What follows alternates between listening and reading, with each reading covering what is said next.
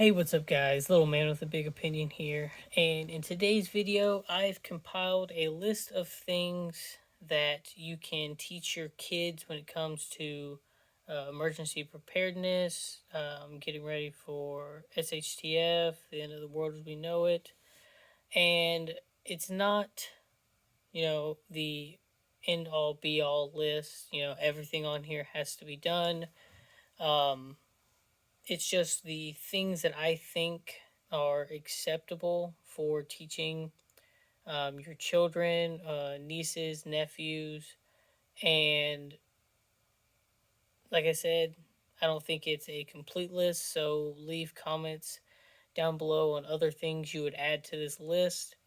And then if you benefited from this, you're getting into prepping, um, you're stronger together than you are by yourself. So, don't count out your 5 year old, your 13-year old, your 17-year old. Um, they can also be assets to help you get through this. And then if you have a friend or family member that's also thinking about getting into prepping and they have children, then share the video with them and let's go ahead and hop into today's list.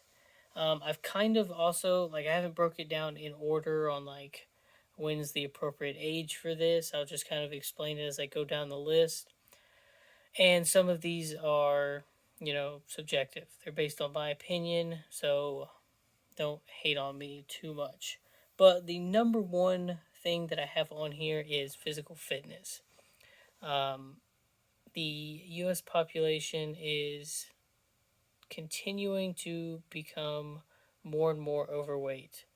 In the 70s, they the statistic that I looked up said something like 23% of the U.S. population was obese, and now we're sitting at 42%. So we're nearing half of our population that is over their recommended BMI, and not saying I'm a doctor, but generally speaking, your health is better. It alleviates some stress on your joints and muscles. You eat less calories, and you tend to sleep better and feel better. So, something that, as your kids are growing up, you can establish that good habit of, just working out each day.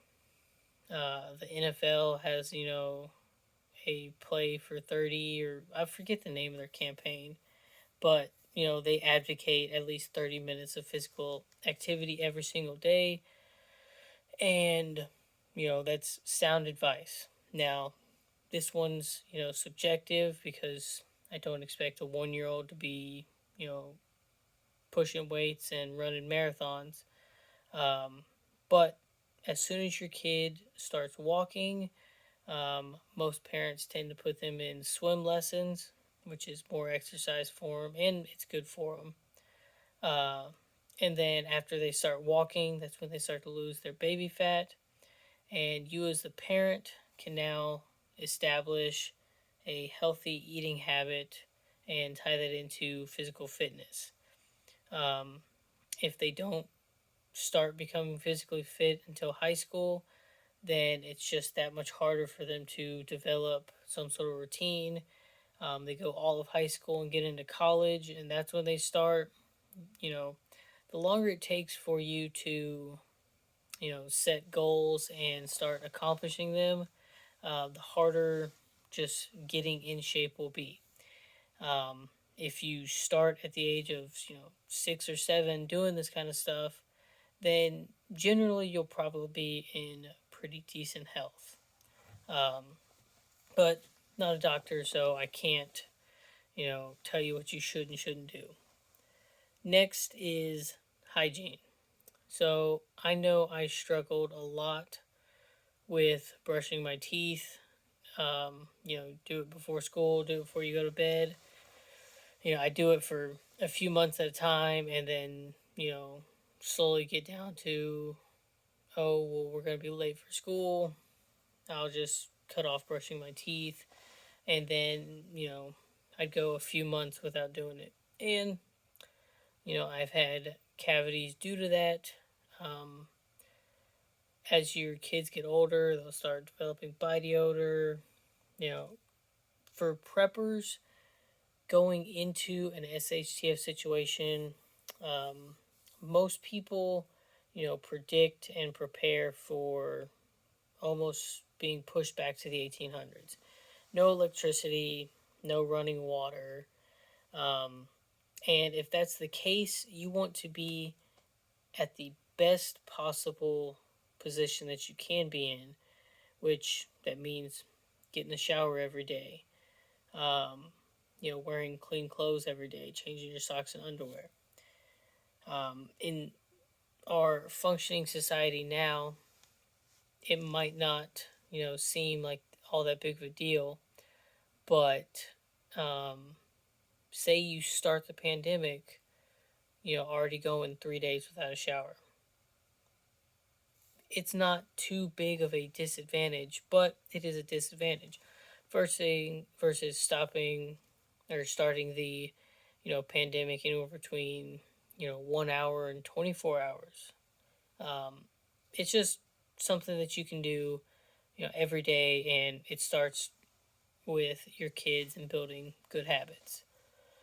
Next, for this one, I would recommend about, 8 to 10, um, involving them in emergency plans. Um, Once your kid is old enough to, start accepting responsibilities such as chores, different type of punishment, whether it's, a physical butt whooping or it's taking away a phone or TV privileges. Right around that age, they are, smart enough and can understand emergency plans. If you hear the smoke alarm go off, our meetup point is the mailbox. If um, you hear, see, or were warned about a tornado, we go into this closet in the hallway because it's got no windows and it's the central port. And you break that down amongst, natural disasters or um, just your individual situation.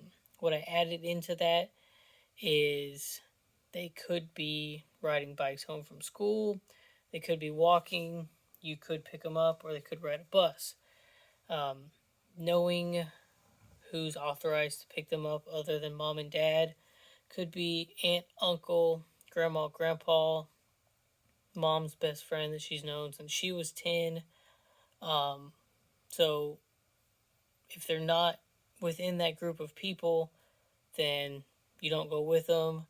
And I've even seen people go as far as, creating passwords. So even if, it's your aunt picking you up, your mom's like, hey, your aunt's going to pick you up today. You say alphabet and she says soup or something along those lines. Just, it's a little bit extra protection and it's something that they can, start to be involved in. Next, this one is going to be the most um, subjective one, uh, and it is firearms. I didn't start shooting firearms until I got into um, the 6th grade when I took the rifle merit badge at a Boy Scout camp. 5th grade. Um, some people start shooting air rifles at 3 or 4.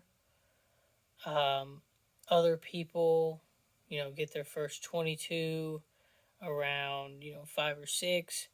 Um, you're the best teacher in that situation because, your kids are growing up with you.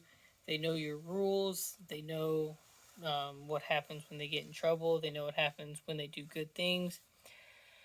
And so, in that situation, whatever you deem acceptable.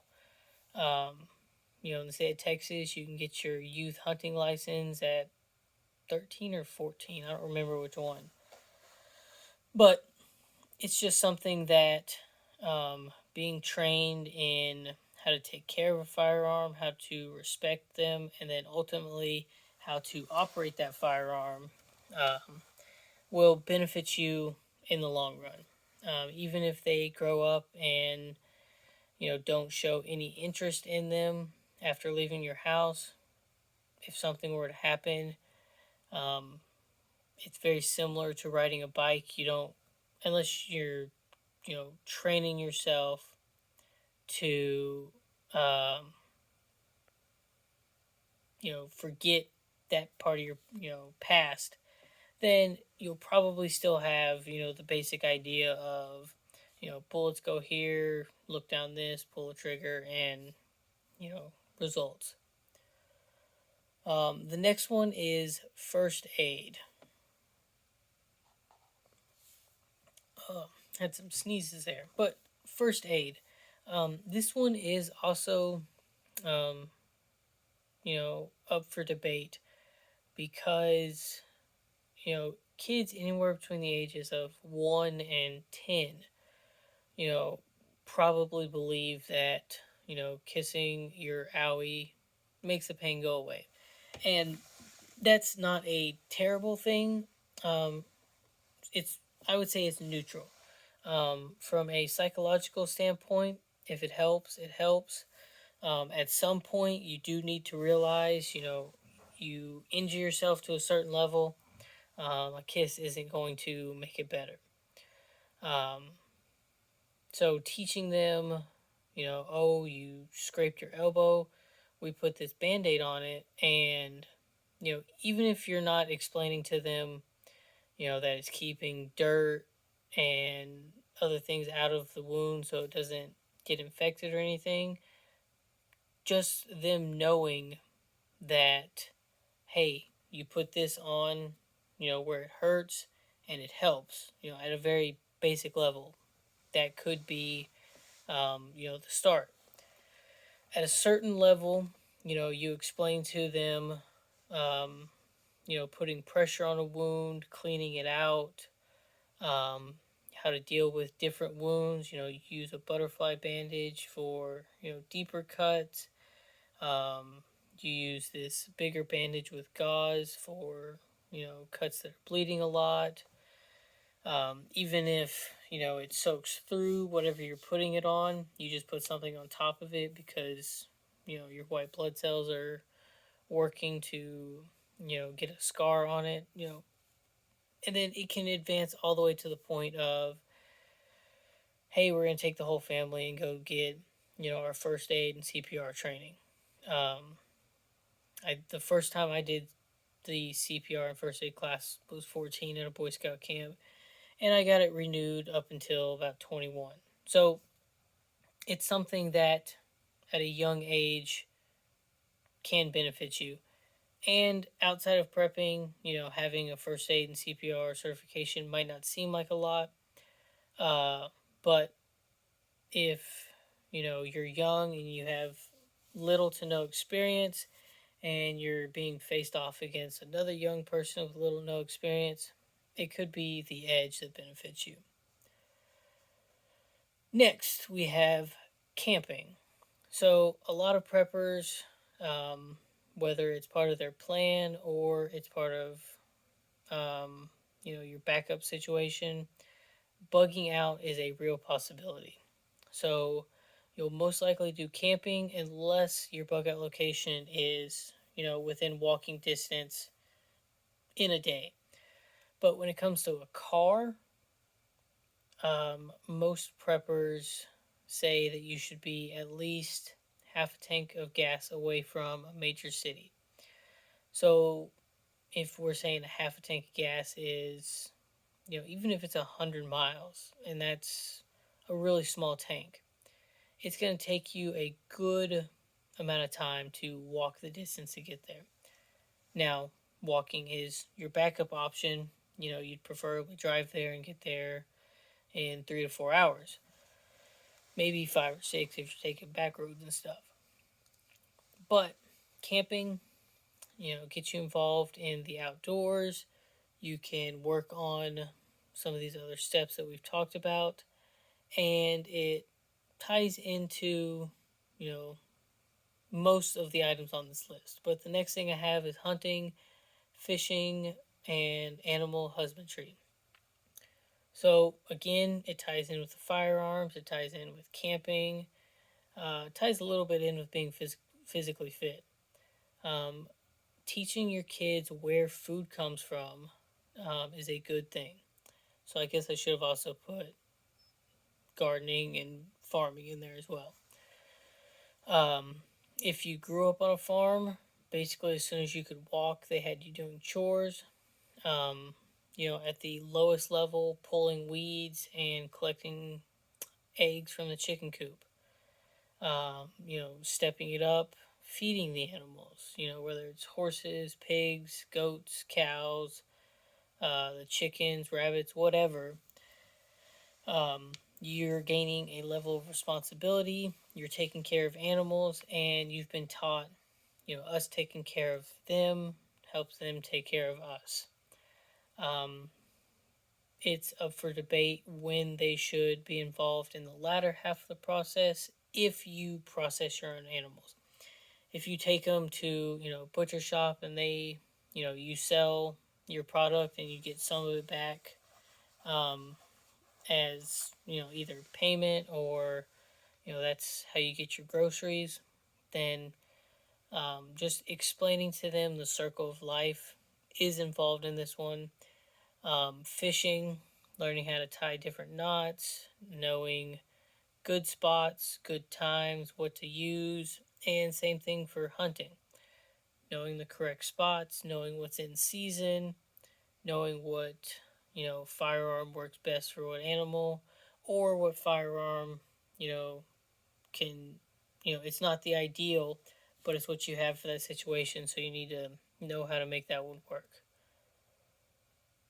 Next, I threw in water filtration. Water, I think, is in the top 5 most important things preppers should have.